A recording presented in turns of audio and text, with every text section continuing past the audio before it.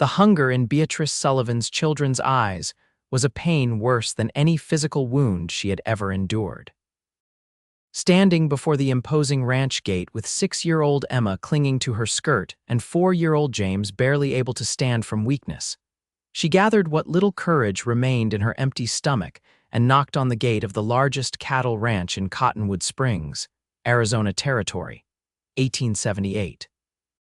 The journey west had promised so much: a new life, opportunity, and escape from the crushing debt that had plagued them since her husband Thomas died of pneumonia 2 winters past. Instead, they'd found only hardship. The wagon train they joined had abandoned them after James fell ill, leaving them with dwindling supplies and no protection. 3 days without food had driven Beatrice to this desperate measure, begging at the gate of a stranger. The heavy wooden gate swung open, revealing a tall man with shoulders broad as an oak beam. His face, weathered by sun and wind, held eyes as blue as the Arizona sky and just as vast. A well-worn Stetson sat atop hair the color of wheat. He wasn't young, perhaps 40, but stood with the straight-backed confidence of someone who knew his place in the world. "Madam?" His voice was deep, a rumble like distant thunder. Beatrice swallowed her pride. "Please, sir, my children haven't eaten in days. I can work, clean, cook, mend, anything. I just need something to feed them." The man's eyes moved from her face to the children. Emma hid behind Beatrice's skirts while James swayed slightly on his feet. The man's expression softened, lines around his eyes crinkling as he studied them. "Name's Clayton Miller," he said finally. "This here's the Lazy M." He pushed the gate wider and gestured toward the ranch house that stood 100 yards away. "Sit down, your family now, sir." Beatrice wasn't sure she'd heard correctly. "Can't leave children hungry, madam, not in good conscience." He knelt down to James's eye level. "How about some stew, young man? My cook makes the best in the territory." The boy's eyes widened, and Beatrice felt tears threaten. "I don't know how to thank you, Mr. Miller." "Clayton," he corrected, standing again, "and there's no need for thanks. Just following the code of the West, we look after our own out here." He hesitated. "Didn't catch your name, madam." "Beatrice Sullivan." "These are my children, Emma and James." Clayton nodded, then surprised her by scooping James into his arms. "This young fella looks like he could use a ride to dinner." He smiled at Emma. "Can you walk, little lady, or would you like a ride too?" Emma looked to her mother for permission, then slipped her small hand into Clayton's free one. Beatrice followed, still not quite believing this sudden turn of fortune. The ranch house was larger than any home Beatrice had ever seen, a sprawling 2-story structure of solid timber with a wide porch wrapping around the front. As they approached, a woman with silver-streaked black hair emerged, wiping her hands on an apron. "Clay, who've you got there?"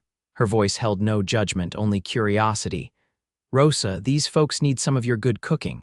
This is Mrs. Sullivan and her children." Rosa's dark eyes took in the situation immediately. "Dios mio, those children are skin and bones. Come in, come in."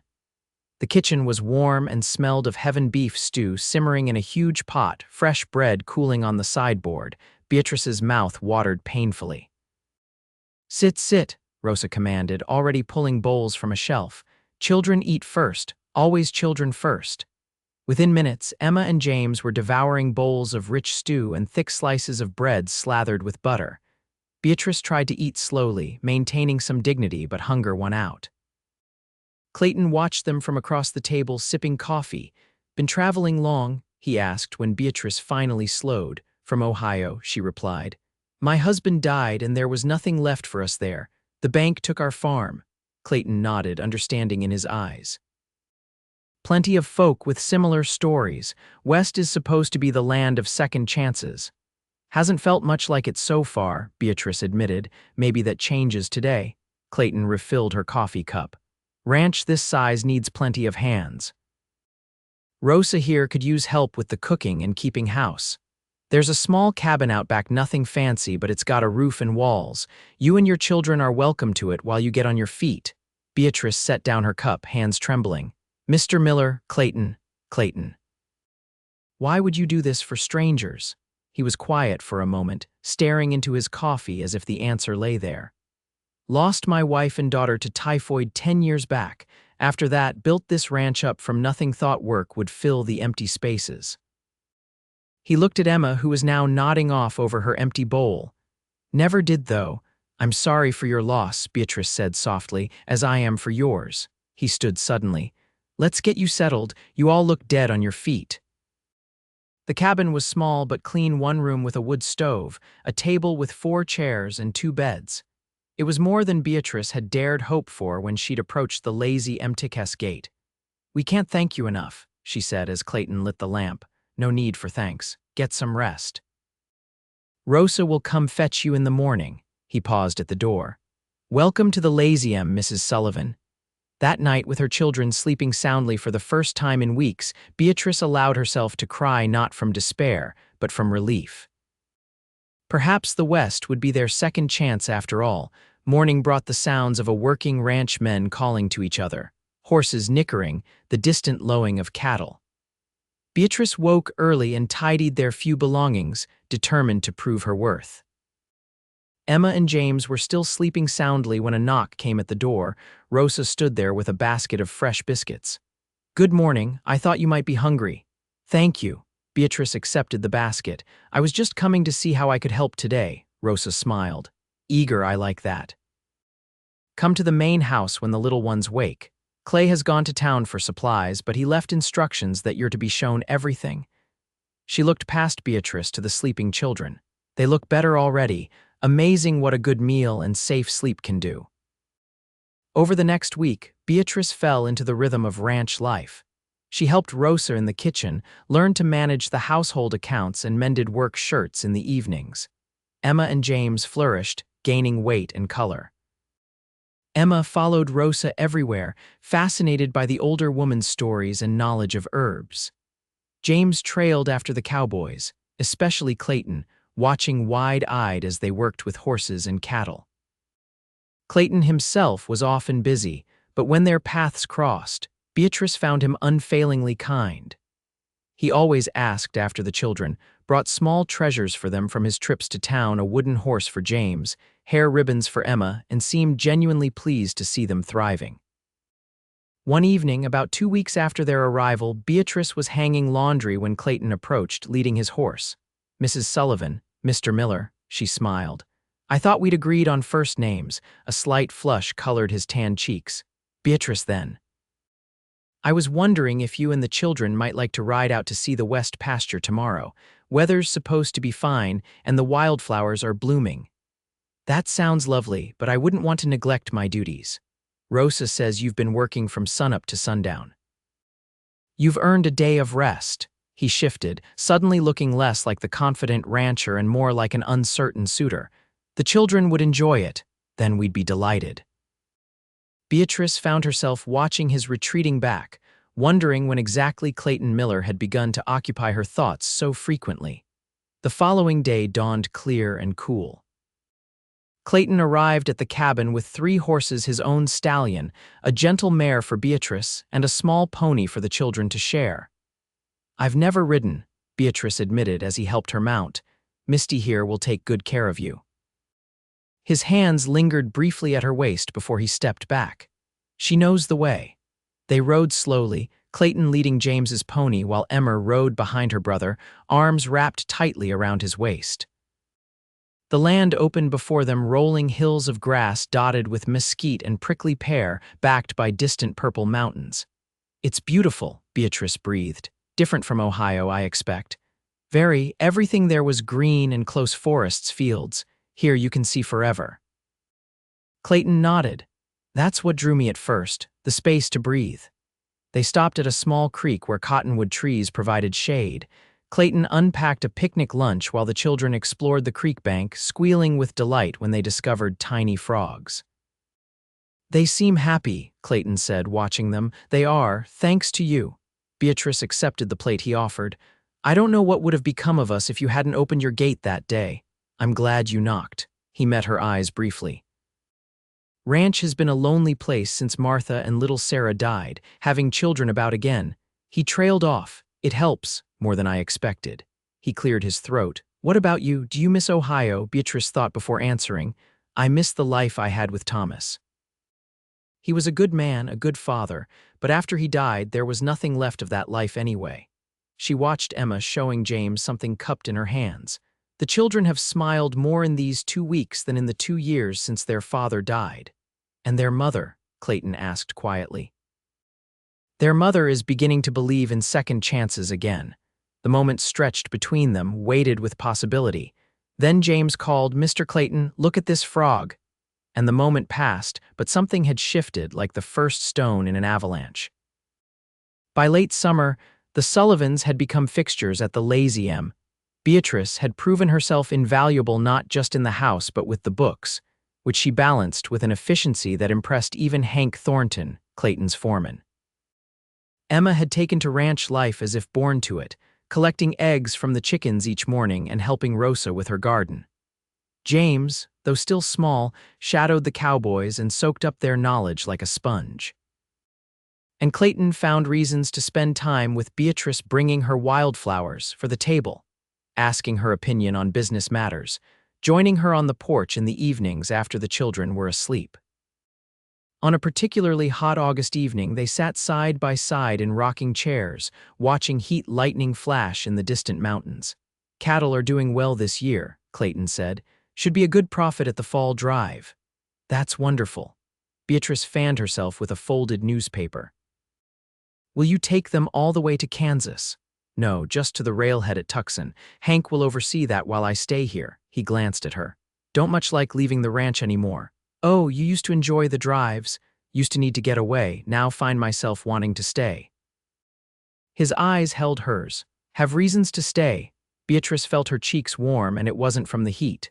Clayton, he reached over and took her hand. His palm was calloused, warm against her skin. "Beatrice, I know it hasn't been that long since you lost your husband. And I'm not asking for anything you're not ready to give. But I wanted you to know that you and the children, you've brought something back to this ranch, something I thought was gone forever." Beatrice felt tears prick her eyes. "You've given us so much." "No," he interrupted gently. "You've given me more, a purpose beyond just building a bigger ranch or making more money." Watching James trying to rope that fence post yesterday, he chuckled. "Made me remember why any of this matters." She squeezed his hand. "The children adore you and their mother." His voice was barely audible over the chirping of crickets. Beatrice took a deep breath. "Their mother finds herself thinking of you far more than is probably proper." His smile transformed his face, erasing years and worry lines. "Nothing improper about that. Not when I can't get through a day without thinking of you 100 times." That night, when Clayton walked her back to the cabin, he kissed her hand before saying goodnight, a gesture so gentle and respectful that Beatrice lay awake for hours afterward, her heart racing like a girl's. The fall cattle drive brought change to the Lazy M. With Clayton staying behind and half the Cowboys gone, the ranch felt strangely quiet. Beatrice found herself spending more time at the main house, and Clayton often joined them for meals in the cabin. The children had begun calling him Clay, dropping the formal Mr., without anyone really noticing when it happened. One crisp October morning, Clayton found Beatrice in the garden, harvesting the last of the summer vegetables before frost could claim them. "Need some help?" he asked, kneeling beside her. "Always." She handed him a basket. "Tomatoes go in here, beans in the other." They worked in companionable silence for a while before Clayton spoke again. "Been thinking about Christmas already. It's barely autumn. Need to plan ahead out here. Thinking maybe we should go to Tucson for a few days, get proper gifts for the children, maybe see a play or something civilized." Beatrice sat back on her heels. "That sounds wonderful, but surely you have better things to do than escort us to town."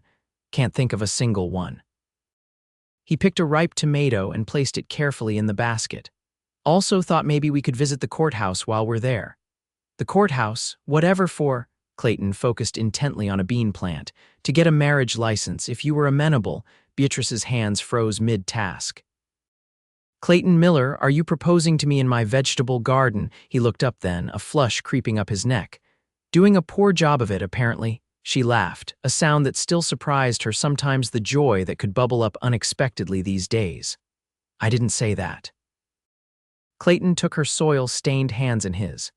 Beatrice Sullivan, I love you. I love your children. I want to make what we've become official a family. Will you marry me? Tears spilled down Beatrice's cheeks as she nodded. Yes, yes, I will. His kiss tasted of sunshine and promise, and when they finally pulled apart, they found Emma watching them from the garden gate, a wide grin splitting her face. Are you going to be our papa now? She asked Clayton directly. Clayton looked at Beatrice, who nodded. If that would be all right with you and your brother, he told Emma. The little girl's response was to launch herself at him, wrapping thin arms around his neck. James will be so excited, he already pretends you're his papa when we play. That evening, they told James together. The boy was quiet at first, his solemn face difficult to read. You won't go away, he finally asked Clayton. Like our other papa did, Clayton knelt before him. I can't promise I'll live forever, son, no man can, but I can promise I'll never willingly leave you or your mama or your sister. You're my family now. James considered this, then nodded once decisively. All right then, but I get to be ring bearer. The wedding took place in Tucson just before Christmas, a simple ceremony with Rosa, Hank, and a few other ranch hands as witnesses. Emma scattered wildflowers she dried herself, and James carried the rings on a small pillow Clayton had commissioned from the town's seamstress. Beatrice wore a new blue dress, and Clayton a black suit that made him look somehow younger and more distinguished at once. The justice of the peace pronounced them man and wife, and as Clayton kissed his bride, Emma whispered loudly to James, "Now we're really a family." They spent 3 days in Tucson, staying at the Grand Hotel, attending a Christmas pageant and shopping for presents. Clayton bought Beatrice a silver locket with space for tiny portraits, and together they selected gifts for the children, a doll for Emma that opened and closed its eyes, a wooden train set for James, books for both. The return to the Lazy M was a homecoming in the truest sense. The main house, which had always been Clayton's alone, now welcomed the Sullivans, the Millers, as rightful occupants. The children's belongings were moved into upstairs bedrooms, and Beatrice's few possessions joined Clayton's in the master suite. That first night, after the children were asleep, Clayton and Beatrice stood on their bedroom balcony, looking out over the ranch, silver under a full moon. Happy, he asked, arms around her waist. More than I ever thought possible again. She leaned back against his chest. When Thomas died, I thought that was the end of everything. Now I see it was just a terrible chapter in a longer story. Life's like that out here, Clayton said. Brutal sometimes, but there's always another sunrise. Very poetic, Mr. Miller. I have my moments, Mrs. Miller. He turned her in his arms. Still can't quite believe you're really my wife. Believe it. She reached up to touch his face. I'm not going anywhere. His kiss deepened, and as he lifted her into his arms and carried her to their bed, Beatrice felt the last shadows of grief recede. This was her life now, this man, those children, this ranch. A family forged not just of blood, but of choice and love and second chances. Spring brought new life to the Lazy M calves in the pastures, chicks in the henhouse, and a subtle rounding to Beatrice's figure that had Clayton grinning like a fool whenever he looked at her. You're going to have a brother or sister, Beatrice told Emma and James one evening after dinner. Emma clapped her hands in delight, but James looked thoughtful. Where will it sleep?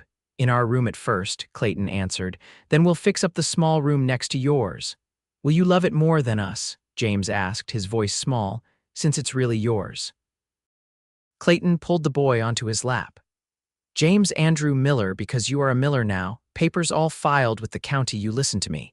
There is no really mine or really yours in this family. You and Emma became my children the day your mama became my wife. This new baby won't change that. James studied Clayton's face, then nodded, apparently satisfied. Good, because I want to teach it to ride. Emma rolled her eyes. Babies can't ride, silly. Not at first, James conceded, but Clay will teach it like he taught me. Clay will certainly teach all his children everything he knows, Beatrice said, meeting her husband's eyes across the table with a smile. The pregnancy progressed smoothly through spring and into summer. Clayton hovered like a mother hen, insisting Beatrice rest more and hiring a young woman from town to help with the heavier household work. Beatrice tolerated his fussing with good humor, secretly touched by his concern. In late August, Just as the first hints of autumn touched the air, Beatrice's labor began. The ranch hands were dispatched to fetch the doctor from town, and Rosa prepared the bedroom with practiced efficiency, having attended many births during her long life. Clayton paced the hallway outside, wincing at each of Beatrice's cries. Emma and James had been sent to stay with Hank and his wife, but they'd extracted a promise to be told immediately when their new sibling arrived. After 6 hours of labor, Rosa opened the bedroom door, her face wreathed in smiles. "Come meet your daughter, Clay." Clayton entered to find Beatrice propped against pillows, her face tired but radiant, holding a tiny bundle wrapped in a soft blanket. "She's perfect," Beatrice whispered as he sat carefully beside her on the bed. Clayton gently pulled back the blanket to reveal a red, wrinkled face topped with a surprising amount of dark hair. "She's beautiful," his voice caught, like her mother. "I was thinking we might call her Sarah after your first daughter," Beatrice said hesitantly. "If that wouldn't be too painful." Clayton's eyes filled. "You would do that? She was your daughter. She should be remembered." Beatrice touched his cheek. "Sarah Rose Miller, Rose for Rosa. She's been like a mother to me since we arrived. It seems fitting." Clayton bent to kiss first his new daughter's forehead, then his wife's lips. "Sarah Rose it is." The children were brought home the next day, wide-eyed with wonder at their tiny sister. Emma immediately appointed herself assistant nursemaid, while James approached the baby with cautious curiosity. "She's so small," he whispered, touching Sarah's hand with one finger. The baby reflexively grabbed it, and James's face lit with surprise and delight. "She's strong." "Like her big brother," Clayton said, ruffling the boy's hair. As autumn turned to winter, the lazy Em settled into a new routine. Sarah grew and thrived, adored by her parents and siblings alike. Clayton expanded the ranch's holdings, buying adjoining property when it came available. Beatrice kept the books with precision while managing the household and children. On the anniversary of the day Beatrice and her children had first arrived at the lazy Emtikes gate, Clayton surprised her with a new gate for the ranch entrance, wider, sturdier, with Miller burned into the crossbeam in large letters. "So everyone knows whose home this is," he explained as they stood admiring it, Sarah sleeping against Beatrice's shoulder, Emma and James playing nearby. "It's wonderful," Beatrice said. "Though I have to say the old gate served us well. It's where our story began, after all." Clayton's arm tightened around her waist. "Best day of my life when you knocked on that gate. You didn't even know us then." "Knew enough. Knew those children were hungry and their mama was brave enough to ask for help." He kissed her temple. "Rest I figured out pretty quick.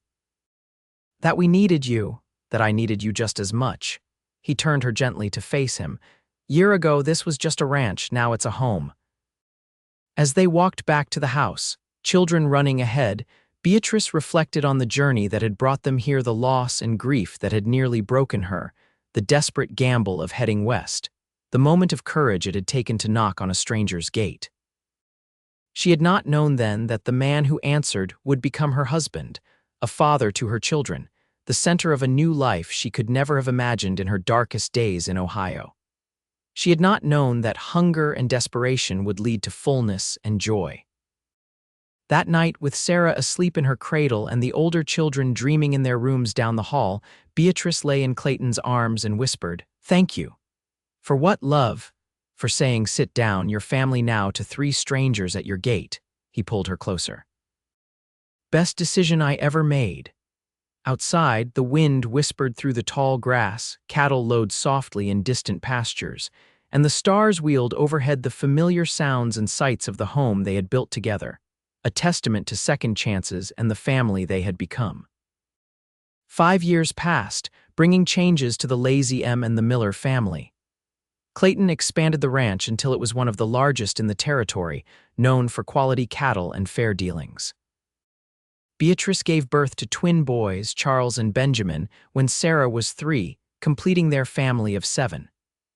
Emma, now 11, showed a remarkable talent with horses, while 9-year-old James had his father's head for business and his mother's way with numbers. Cottonwood Springs grew from a small settlement to a proper town, boasting a school, church, and even a small hotel. Clayton was persuaded to serve on the town council, while Beatrice helped establish a lending library. One autumn day, as golden light slanted across the ranch yard, Clayton found Beatrice on the porch, watching the children play.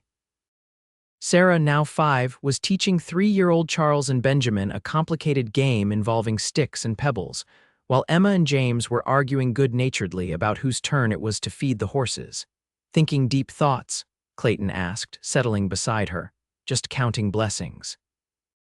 She smiled at him. "Did you finish the contracts? All signed and sealed. Banker was mighty impressed with the operation we're running."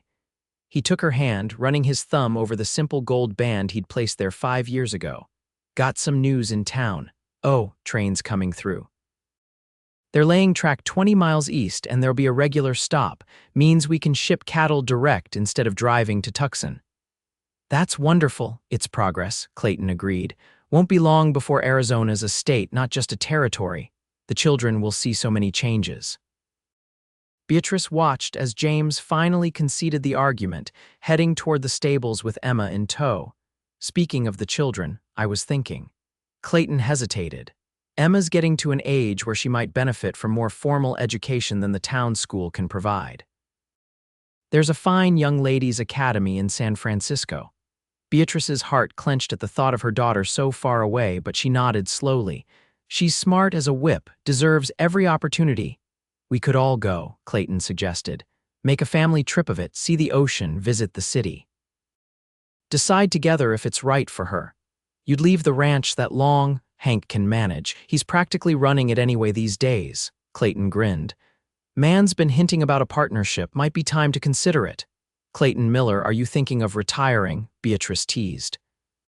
"Slowing down, maybe. Been thinking I'd like to see more of this country we've built. Show the children there's a world beyond Arizona." He squeezed her hand. "See it with you." The idea took root quickly. By spring, arrangements were made for an extended family journey, first to San Francisco to visit the academy and show the children the Pacific Ocean.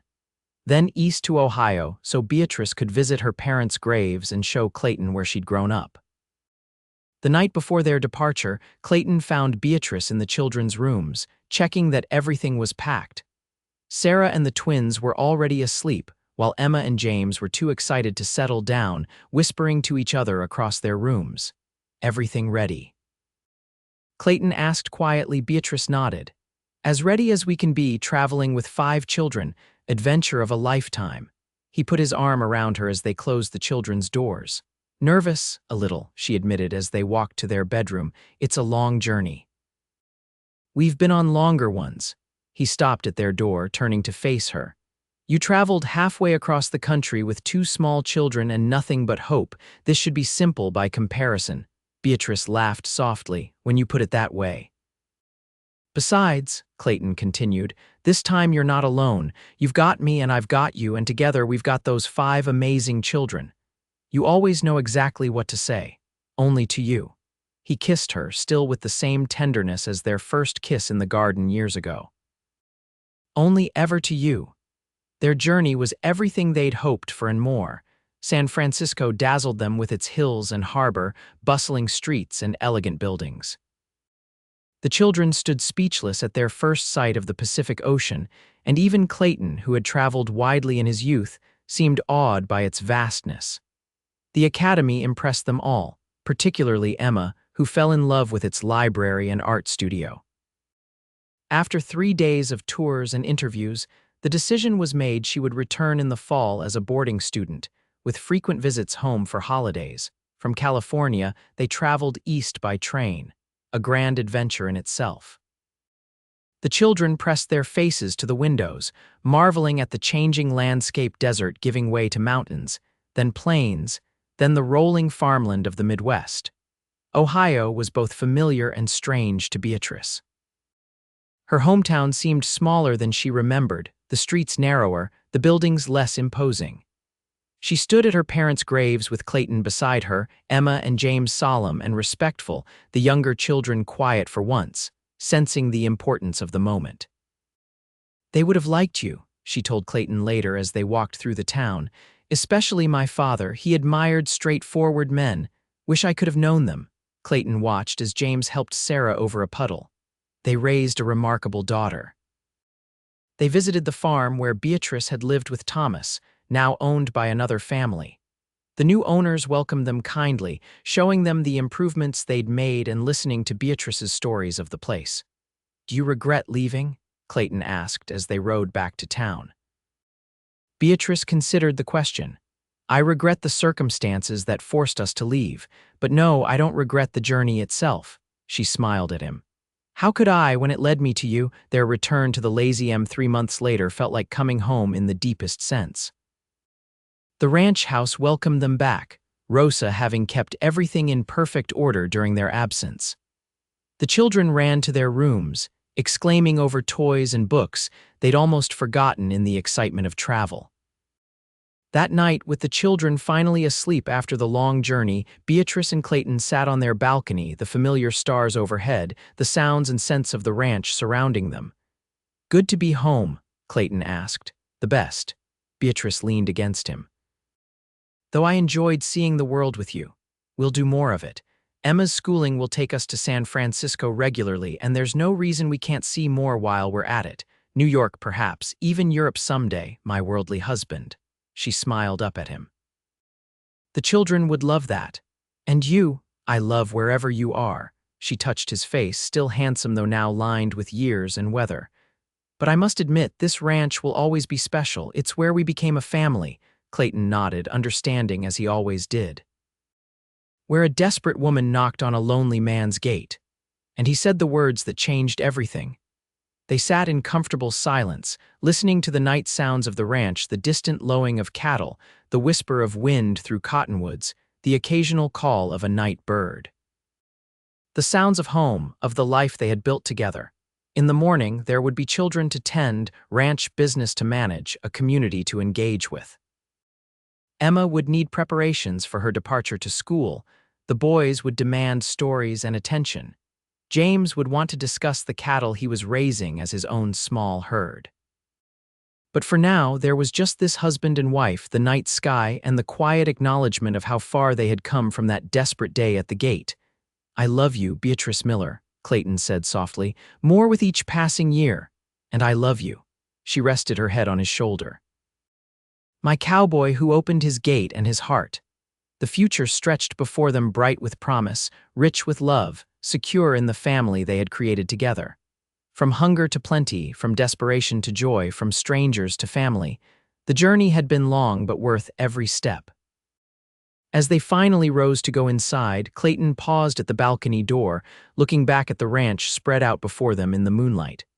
"Not bad for a couple of second chances, wouldn't you say?" Beatrice smiled, taking his hand. "The very best of second chances, my love, the very best." And as they closed the door behind them, stepping into the warmth of the home they shared, both knew with absolute certainty that the words spoken at a gate years ago had been nothing less than fate itself, disguised as a simple act of kindness. "Sit down, your family now." Words that had indeed made them a family now and forever.